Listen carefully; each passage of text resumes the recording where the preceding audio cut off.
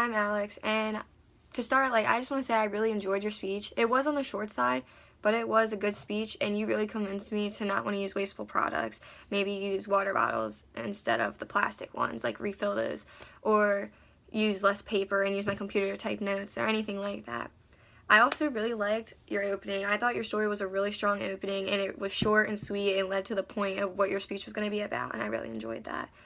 Also, I liked how you addressed both the class and Professor O'Malley.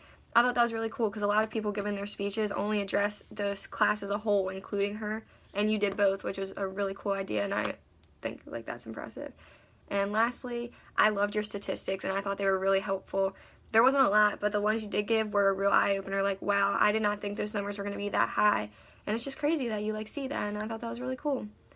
And things I think you could improve was the eye contact. You did make eye contact with the front. You weren't looking off into space or anything, but you only made the eye contact with the front for the majority of the time. And for me and other people sitting in the back, it's really hard to get on that connection level with the speaker if they're not looking at everybody.